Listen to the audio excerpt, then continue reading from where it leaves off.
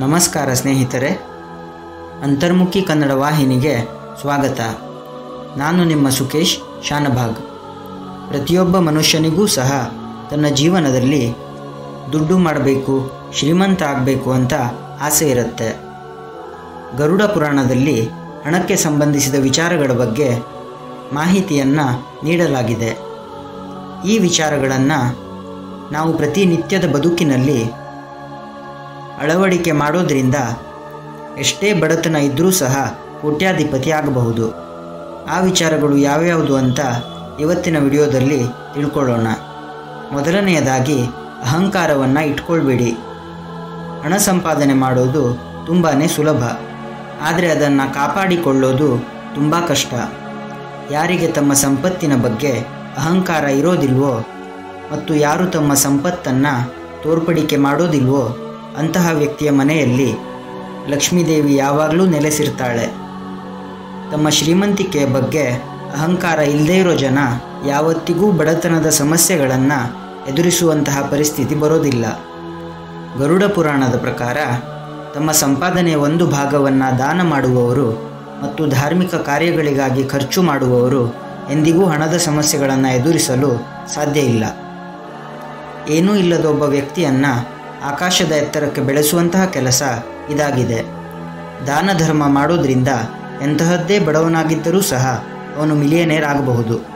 ಅದಕ್ಕೋಸ್ಕರ ನಿಮ್ಮ ಕೈಯಲ್ಲಿ ಸಾಧ್ಯ ಆದಷ್ಟು ದಾನ ಧರ್ಮಗಳನ್ನು ಮಾಡಿ. ಸಾಲವನ್ನು ಇಟ್ಕೋಬೇಡಿ.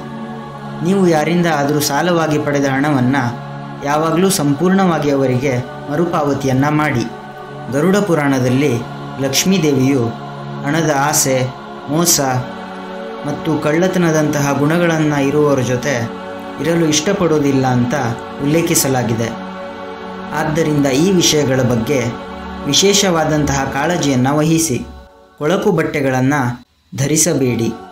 ತಾಯಿ ಲಕ್ಷ್ಮೀದೇವಿ ಕೊಳಕು ಬಟ್ಟೆಗಳನ್ನು ಧರಿಸಿದವರನ್ನು, ಕೊಳಕಾದ ಹಲ್ಲುಗಳನ್ನು ಹೊಂದಿರುವವರನ್ನು, ಅತಿಯಾಗಿ ತಿನ್ನುವವರನ್ನು, ಕಟುವಾದ ಮಾತುಗಳನ್ನು ಆಡುವವರನ್ನು ಹಾಗೂ ಸೂರ್ಯೋದಯ ಮತ್ತು ಸೂರ್ಯಾಸ್ತದ ಸಮಯದಲ್ಲಿ ನಿದ್ರೆ ಮಾಡುವವರನ್ನು ಇಷ್ಟಪಡೋದಿಲ್ಲ ಮತ್ತು ಅವರ ಮನೆಗೆ ಪ್ರವೇಶ ಮಾಡೋದಿಲ್ಲ.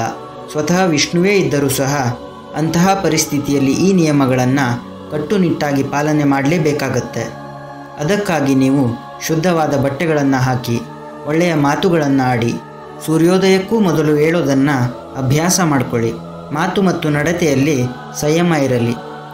ಗರುಡ ಪುರಾಣದ ಪ್ರಕಾರ ತಾಯಿ ಲಕ್ಷ್ಮೀದೇವಿ ಆಲೋಚನೆಗಳಲ್ಲಿ ಶುದ್ಧತೆ ಮತ್ತು ಮಾತಿನಲ್ಲಿ ವಿನಯವನ್ನು ಕಾಪಾಡಿಕೊಳ್ಳುವವರ ಮೇಲೆ ದಯೆಯನ್ನು ತೋರ್ತಾಳೆ. ನಿಮ್ಮ ಮಾತು ಮತ್ತು ನಡವಳಿಕೆಗಳಲ್ಲಿ ಶುದ್ಧತೆಯನ್ನು ಕಾಪಾಡಿಕೊಳ್ಳೋದು ತುಂಬಾ ಮುಖ್ಯ ಆಗಿರುತ್ತೆ. ಶ್ರಾದ್ದ ಮಾಡೋದನ್ನು ಮರಿಬೇಡಿ. ಸ್ನೇಹಿತರೆ, ಯಾರ ಮನೆಯ ಮೇಲೆ ಪಿತೃಗಳ ಆಶೀರ್ವಾದ ಇರುತ್ತೋ ಅಂತಹ ಮನೆಯವರು ಯಾವತ್ತಿಗೂ ಸಹ ಹಣದ ಸಮಸ್ಯೆಯನ್ನು ಎದುರಿಸೋದಕ್ಕೆ ಸಾಧ್ಯ ಇಲ್ಲ. ನಿಮ್ಮ ಪೂರ್ವಜರ ಆತ್ಮಕ್ಕೆ ಶಾಂತಿ ಮತ್ತು ತೃಪ್ತಿಗಾಗಿ ಶ್ರಾದ್ದ ಮತ್ತು ತರ್ಪಣ ಮಾಡೋದನ್ನು ಎಂದಿಗೂ ಮರಿಬೇಡಿ. ಈ ಎಲ್ಲ ವಿಷಯಗಳನ್ನು ಪಾಲನೆ ಮಾಡಿದರೆ ಖಂಡಿತವಾಗಿಯೂ ನೀವು ಆರ್ಥಿಕವಾಗಿ ಶ್ರೀಮಂತರಾಗಬಹುದು ಮತ್ತು ತಾಯಿ ಲಕ್ಷ್ಮೀದೇವಿಯ ಕೃಪೆಯನ್ನು ಪಡಿಬಹುದು.